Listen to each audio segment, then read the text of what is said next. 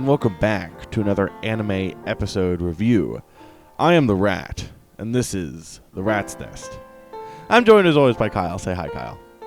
Hi, everyone. We're back with Mushoku Tensei, episode 6. I don't want to die. I don't want to die. This was a nice episode. I think that's a very it's a nice little episode. It was a we talked about recording. It was a bit slower paced, but it was short, sweet, simple, and to the point. There were two major things that happened. I'll talk about them. It's more of the build up that we got from last episode, and I do appreciate it because it feels like it does build. It's building up to something that's going to have an excellent payoff. I feel, and knowing that you've read the series, I bet you're thinking it's not oh, he has no idea. Bro has no idea what insert author name here is cooking. Because I don't. It's school arc. What can I say? I think, I mean, this episode, pretty straightforward, pretty simple. We get the beginning. We get between Fitz, this mysterious Fitz character, who's that, and Rudeus. We get them kind of talking a bit, and then we get the boys go slave shopping. But I mean, resident Mushoku Tensei fan, seen and read everything. I loved this episode, and it's peak fiction, yeah. So before we get into everything, Kyle, we did not touch on the opening and ending last episode. We did not. Mushoku Tensei actually has an OP and ED. And it's crazy how that works, isn't it? I guess for an arc like the school arc, because I mean, in season 1, what was the law? Okay, don't blanket cover everything in Demon Continent, but what was the longest arc in season 1? Remind me, if you would not mind. Re-enlighten me. I mean, I would say Demon Continent, because you have from them being teleported to them being kicked out of Rikarisu, which was the city, before he got the magic eye. All. I'd say maybe the second longest arc being Magic Eye to Into Beast Forest, because that's the Demon Continent is Light Novel Volume 3, which is the longest volume of Mushoku Tensei page count wise, at least of the from what I have so far, if I'm remembering correctly. And then the other one is all of Volume 4, and so yeah. So I asked that because I'd say that, I think. Yeah, I asked that because it feels like with season 1, I mean, they could have made an OP, but for the amount of I'd say mini arcs there were that just were connected, by not loose threads, but they were just connected by threads, it'd feel kind of awkward to have an OP for that. I don't know. I mean, I know other shows do, but I like how much. Yeah, other shows have, but I like Mushoku Tensei's approach, where it's no amount of screen, no amount of that 23 minutes and whatever seconds are to waste. From the beginning of the episode to the end, there was always something to keep your eyes on. Yeah, no, you know what I mean? What you call it? I think that because season 1 stuff, that's the adventure, right? That's you have you have Rudeus from birth to him meeting Sophia, and then he gets shifted up with Eris, and you're with Eris for a couple episodes, and then the adventure starts, right? And so season 1 is a lot of exploring the world, and so I mean I really enjoyed because every episode they're kind of in a different place or doing stuff, so you just kind of get to see some of it. And so coming into school arc, basically everyone, especially once we heard the opening, basically everyone was yeah, we're probably going to get what you call it a set opening. So not having one during Volume 7 content was really interesting. And I mean because you're still there, what you call it. But I mean, and I really enjoyed it. But once it started here, I was like, okay, no, it's space, because season 1, that's the adventure, right? We're seeing the world. Rudeus is getting out there. We're seeing all the different stuff. We're meeting some kooky, crazy characters, right? We're getting peak fiction whenever he reunites with his dad. With school arc, we're exploring the characters, So I think that, I mean, you definitely could still do it with the whatever. but at the same time, it's going to be a lot of the same scenery because it's just at the school. And I think that, it could work, but also I mean, I love the opening. I think the visuals are great. Lots of symbolism there, right? I'm not an expert on it, right? There's been multiple posts and whatever about it and all the symbolism there. But I'm not going to claim to be an expert, but I thoroughly enjoy it. I mean, I love the opening and ending songs.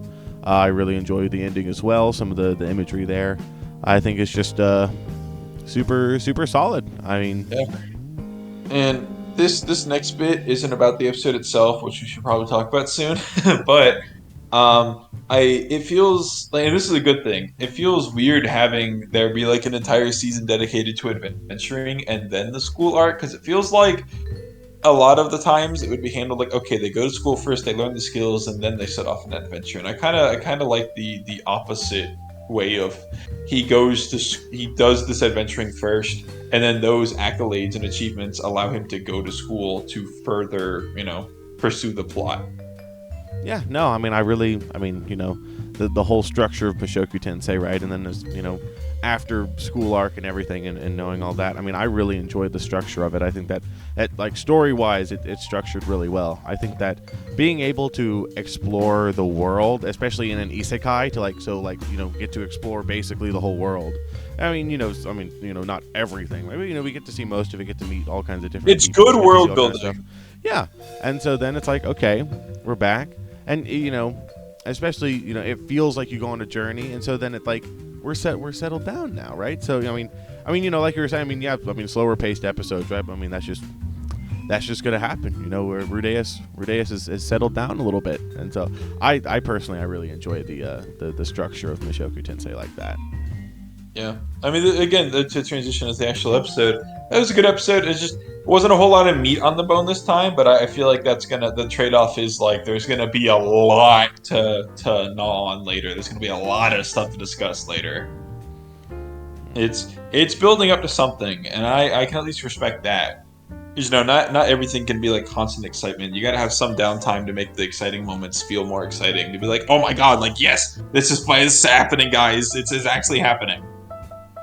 Yeah, well, would you like to get into it? Sure, let's get into it. Yeah, so the first part of the episode is basically, we get to see Rudeus, and he's kind of going through his little routine, right? He gets up, he runs, does his little exercises, he goes to some classes, he's learning barrier magic, he eats lunch with Zenoba, that kind of thing, and he goes to the library. You see that Ellen Elise is still on that hoe shit, I love Ellen Elise. She's great. Ellen Elise, the water fountain. Bro busted in public even. Yeah, I like the visual depiction of the water fountain there. But yeah, just kind of Rudeus is settling into school life. Bro's chilling, right? And then we get the opening, and then we get him and Fitz talking about the teleportation stuff, and they're studying together in the library, that kind of stuff. Kind of just, talking back and forth a little bit about it, this and that and all that. And then they're walking back together, and they're just like, yeah, and Fitz is like, oh yeah, my master taught me how to silent cast. And Rudeus is like, oh, that's awesome. Could I meet him sometime? And she's like, he's like, Freudian slip there. And Fitz is like, I don't know. I don't think that's possible. And it's just kind of just fun little back and forth character bantering, building their relationship, right? That kind of thing. And Rudeus he blushes a little bit, and then Fitz smiles at him, and he's like, I don't think I swing that way. Am I a little fruity? That was a good line. It's based. Yeah, I mean, just good little dialogue between characters, growing their relationship. They're learning more about each other. Obviously from the audience perspective, knowing that it's Sylphie. Knowing that, it's fun little banter of like as to wear the sunglasses and all that. It's just it's fun to see them together. Yeah. Pretty straightforward there, and then we get. And then Zenoba. Yes. Well, what do you think about Zenoba? I don't have too much else to say right now, other than I thought his character was fun in this episode, and I like how they tackled the problem of, oh man, Zenoba can't do it himself. Let's just go get redacted from a shop, and then they go and get redacted from a shop. Yeah, they go buy a slave. So, see, Zenoba tries to make the figurines with magic, but he can't silent cast, and he also doesn't have much mana. And then he tries to carve it, but he's too strong. So he's not good with his hands. And so Rudeus is talking to Fitz about this, and Fitz is like, "Well, I heard of a noble in Asura that they wanted to do something, so they went and got a slave to do it." Yeah, just go to the slave market. And so he tells it to Zenoba, and then he's like, "Would you like to come along, Fitz? You're free." And Fitz is like, "Yeah, sure." So then they go check out the slave market, and so this is the funny thing, right? Obviously, elephant in the room, right? Last video there was the comment of someone commented that asked me what I thought was going to be the reaction to the Django Unchained arc. Yeah, funny. But I mean, what I said was, you could go back and watch our previous episode reviews. Ha ha ha, they're good. And I was like, I think that Mushoku Tensei handles it really well. I mean, it just makes sense. This is a fantasy world, like slavery exists. Like, it would make sense that nobles would go out and get slaves to do stuff. Yeah, that slaves exist. It is a typical fantasy setting. It just makes sense, I mean, it's the people who get mad at Shield Hero for whatever reason about having that type of stuff. Like, yeah, obviously, like, I had side tangent. This is a little tangential, but I had a discussion with one of my friends, and I asked him something about like characters, like villains, and he's like, I don't apply morals when I talk about like villains I like, because it's fiction. And it maybe not like fully agreeing with that, but like in this case, it's like, yeah, obviously morally you don't have to agree that it's a good thing, but you can at least come to the senses that, like, okay, naturally in this like traditional fantasy setting there would be things like slaves. They would just go out and like get slaves. That's like a thing that would just happen in this world. Yeah, no, I think that it's part of what you got. So, funny thing, right? There's a little project on the back burner at this point, right? I have 2/3 of it completed. There's a little project I have going on. And oh boy. In essence, it's talking about the perfect isekai, right? A little bit. Mushoku Tensei? It's talking a little bit about it. There's a little project I have. And so my description of the perfect isekai is an isekai that fully explores being in another world. Like, fully explores the concept of being in another world. And I think part of that is looking at how morality can be different. Like, it makes sense that in this world, because slaves can be slaves for any number of reasons. They could be, in Julie's case, her family was sold in to pay off her family's debts, or they could be, you conquer a town and you capture their people as slaves, or whatever, that kind of thing. Maybe slave sells themselves into slave. It could be any number of things. It just makes sense, And I'm not saying that like you have to watch this and be like, I'm 100% comfortable. No, I mean, it can. It is weird. I made jokes about it when we watched it. Yeah, I mean, it's not trying to tell you, guys, like, the institution of slavery is okay, but it's saying it's normal in this world, right? I think it's part of exploring the concept of being in another world to the fullest. Funny Mushoku Tensei, right? In this world, like, being an adult is 15. And I think that that's an interesting concept to explore, because in a fantasy world, people are going to die sooner. So it makes sense that people would, become an adult sooner. And, you celebrate birthdays you don't celebrate every year, you celebrate every 5 years. Like, it's the little differences that I think really add up into fully exploring this world. It's not just our world, but 200 years ago and with swords and magic, right? It's a full-on fantasy world, right? Imagine Rudeus asks someone what year it is. They go 1823, and he goes, "Oh no, no, 1823. That would be don't say it. Benjamin Harrison, right? No, I'm wrong. I am so wrong. I am so. I'm joking, because like the stuff that we're talking about was around back then, 200 years ago in our country. That's true. Yeah, I mean, it's not just fantasy. It's applying like stuff that's actually happened in history to this fantasy setting. Yeah. It's part of the world building. Like I think that it would be odd if it didn't have slavery and it wasn't addressed, right? I mean, because this is just something that back in like whenever society was more similar to this still had. I mean, slavery still exists in the world today, right? But that's getting too much into it. this is funny mid Shoku Tensei, right? Mid show, yeah, it's mid show. So I mean, personally, right? I think it handled it really well. I mean, funny jokes. I really like how they handled it because the scene that my favorite part of the episode was when they went to check out the slaves, and then oh god, out of context that's going to be taken horribly. Whenever they were there and they met the guy, I'm just going to call her Julie because she wasn't named Julie's at the her time. name. Yeah, she gets named at the end of the episode, but they went to go meet Julie because they needed someone who could learn silent casting, and Deus meets this small child, and he's talking to her in the foreign tongue, and it's like come on, talk to me. He's introducing himself, and he's like, look, if you want to, I was like you before. I just wanted to die. I know that look on your face. I can relate to you. If you want, and you don't want to, if you don't want to continue living onward, I can kill you. I can actually just kill you, if you really want that. And then she's quiet for a bit, and then she's like, I don't want to die.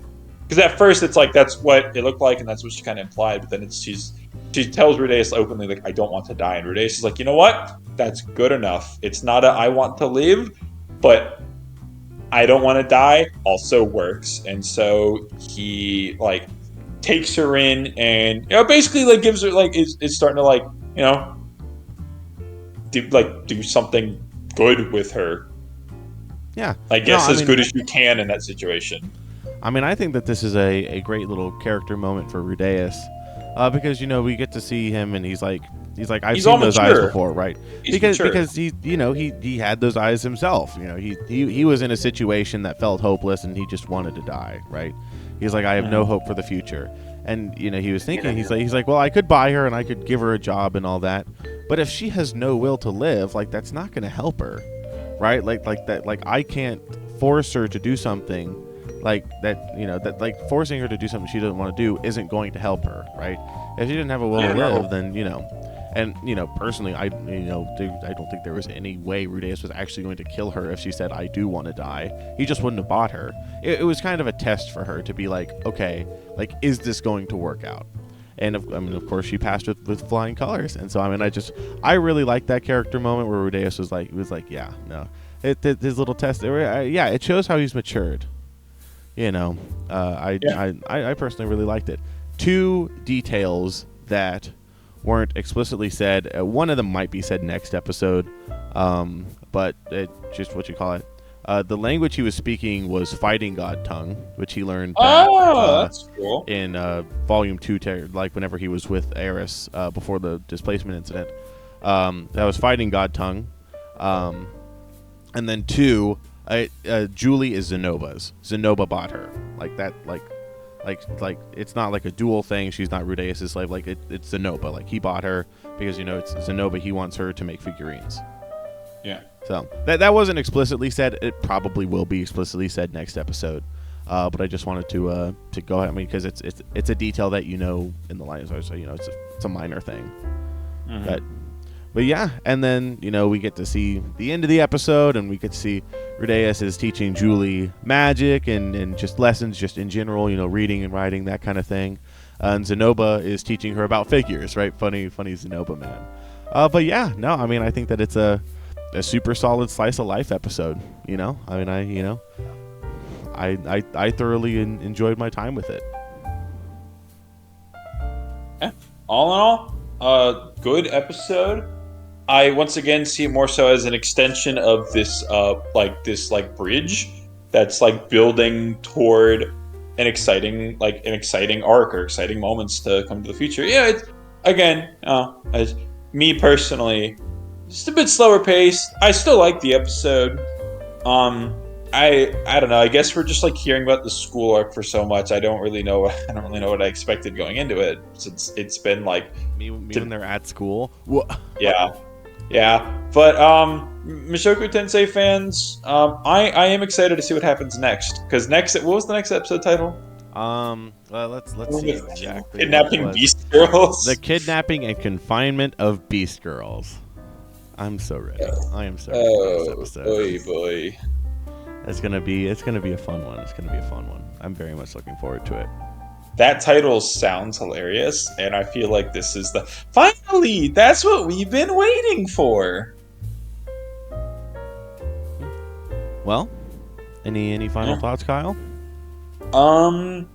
No, I'm just excited to see the next episode, and I wish I had anything. I wish I had like a more proper note to end on, but I'm excited to see what they do with last thing. I'm excited to see what they do with Julie. I suppose. I mean, they introduce such an out of left field character, not in a bad way, of course, but just like very like I would not have expected that to have happened going into this arc. I thought this would have been more like, okay, we've had our characters established, but now it feels like we have most of our characters that are going to be relevant. Like, we've already seen all the characters, for the most part. And in the case of Julie, I'm excited to see what they do with her. I feel like she's going to be more important than just making magic statues. So, if you're this far in the episode, obviously this is how we like. So make sure to like, subscribe, and leave a comment telling us what your favorite part of the episode was. Thank you all for watching. We hope you all enjoyed, and we'll see you all next time. Bye-bye. Bye.